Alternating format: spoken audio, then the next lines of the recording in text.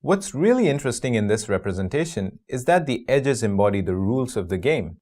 For instance, you can only go to a finite number of next states from each current state. You're right. It limits the number of moves we might need to consider, especially later in the game when the board is more full. But I can see that there are still a lot of nodes here that need to be expanded right at the beginning. How do we address that? That's true.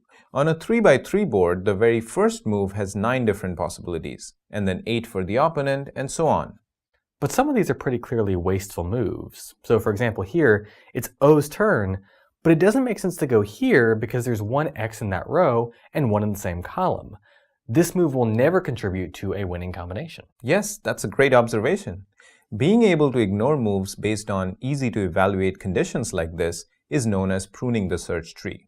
Can you think of any other such indicators?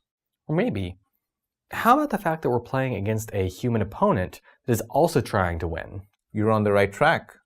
Okay, so I know that if I put an O here, the opponent is definitely going to try to close this and win the game. So maybe that's not a good move to play either. Yes, and that is the gist of adversarial search.